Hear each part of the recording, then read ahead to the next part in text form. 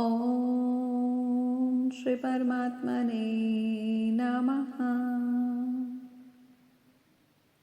अथ त्रयोदशोऽध्यायः। श्रीभगवानुवाच इदं शरीरं कौन्तेय क्षेत्रमित्यभिधीयते एतद्यो वेत्ति तं प्राहुः क्षेत्रज्ञ इति तद्विदः। अर्थात 13वां अध्याय क्षेत्र क्षेत्रज्ञ विभाग योग। अर्जुन ने पूछा, हे केशव, मैं आपसे प्रकृति एवं पुरुष, क्षेत्र एवं क्षेत्रज्ञ और ज्ञान एवं ज्ञान के लक्ष्य के विषय में जानना चाहता हूँ। श्री भगवानुवाच। श्री कृष्ण बोले, हे कौन्तेय, यह शरीर क्षेत्र कहलाता है। इसके जानने वाले को क्षेत्रज्ञ कहते हैं। इस संपूर्ण क्षेत्र में क्षेत्रज्ञ मुझे ही जान। क्षेत्र और क्षेत्रज्ञ का जो ज्ञान है, मेरे मत से वही ज्ञान है। यह क्षेत्र कैसे रूप का है, उसमें कौन कौन विकार होते हैं, उसकी उत्पत्ति किस प्रकार से हुई और क्षेत्र का क्या प्रभाव है, इन सब बातों को संक्षेप में कहता हूँ। हे अर्जुन, सुनो, अनेक ऋषियों ने अनेक प्रकार के छंदों में इसको गाया है। वेदों ने भी पृथक पृथक वर्णन किया है और हित वाले ब्रह्म सूत्र में पदों में यह ज्ञान निश्चय किया गया है। पंच महाभूत, अहंकार, बुद्धि, अव्यक्त प्रकृति, 10 इंद्रियां, मन तथा 5 इंद्रियों के विषय तथा इच्छा, द्वेष, सुख दुख, संघात, चेतना, धृति तथा इनके समूह, संक्षेप में क्षेत्र और क्षेत्रज्ञ के यही विकार हैं।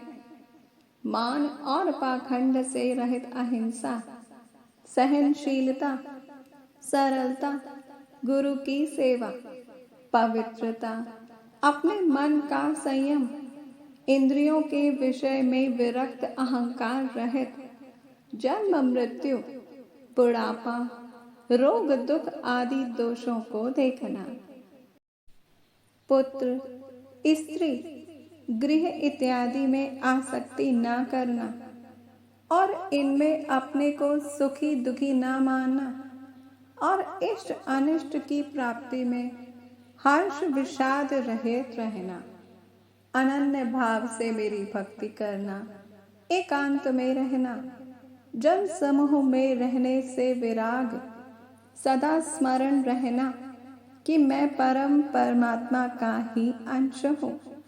ज्ञान प्राप्ति के उद्देश्य से मोक्ष को सबसे श्रेष्ठ मानना, इसे ही ज्ञान कहते हैं।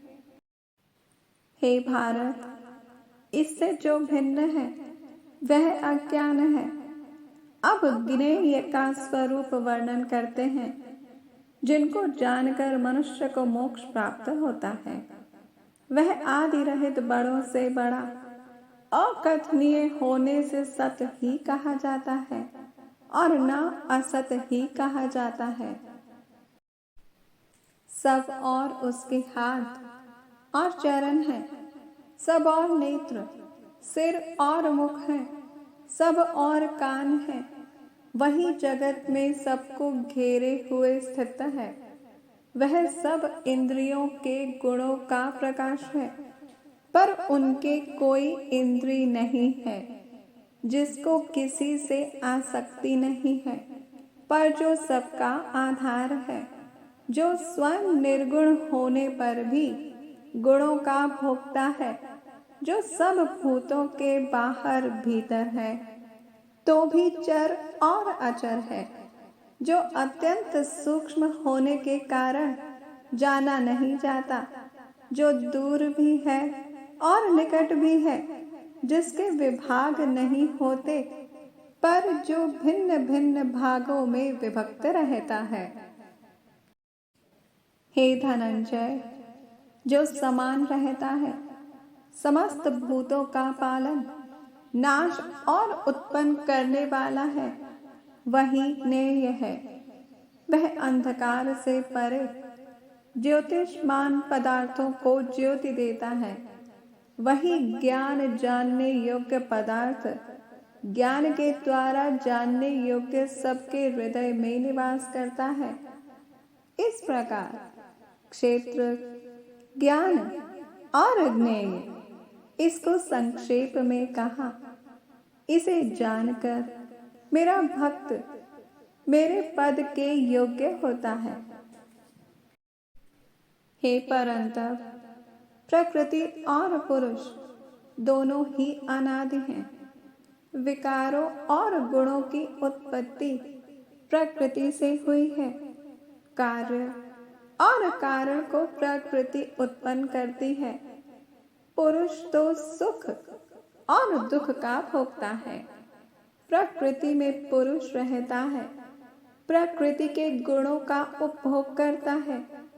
तदनुसार उत्तम तथा अधम योनि में जन्म लेता है। इस देह में उसे उपद्रष्टा, अनुमंता, भर्ता, भोक्ता, महेश्वर, परमात्मा और परम पुरुष कहते हैं। इस प्रकार के गुणों के साथ प्रकृति और पुरुष को जो जानता है, उसका रहन सहन चाहे जैसा हो, पुनः जन्म नहीं होता। कोई ध्यान से, कोई सांख्य योग से और कोई कर्म योग के द्वारा अपने को आत्मा में देखते हैं, परंतु कोई तो इस प्रकार से ना जानते हुए भी दूसरों से सुनकर ध्यान करते हैं और श्रद्धा से सुनकर वे भी मृत्यु के पार चले जाते हैं। हे अर्जुन, सभी स्थावर या जंगम, सब प्राणी क्षेत्र और क्षेत्रज्ञ के संयोग से ही होते हैं। परमेश्वर सब भूतों में समान रूप से है। भूतों के नष्ट होने पर भी उनका नाश नहीं होता। इस भांति जो देखता है वही देवता है। सब में समान रूप से स्थिति परमेश्वर को देखता हुआ जो अपनी आत्मा का नाश नहीं करता, वह उत्तम गति को प्राप्त होता है।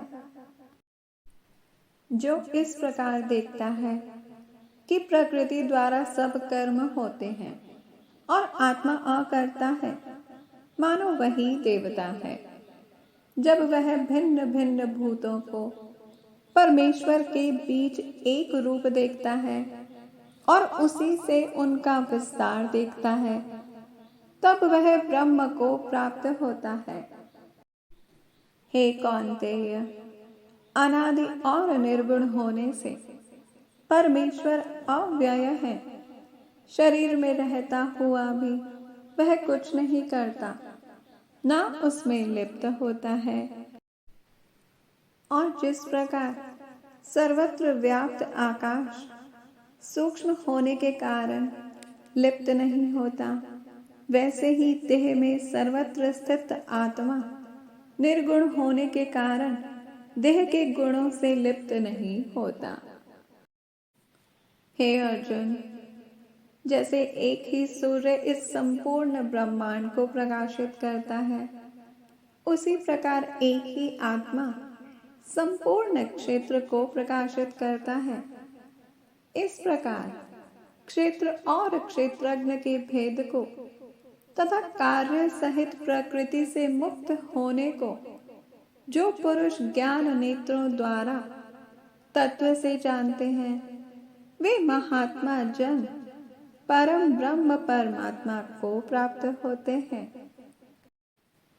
ओम तत्सत। इति श्रीमद्भगवद्गीतासु उपनिषत्सु ब्रह्मविद्यायां योगशास्त्रे श्रीकृष्णार्जुनसंवादे क्षेत्रक्षेत्रज्ञविभागयोगो नाम त्रयोदशोऽध्यायः।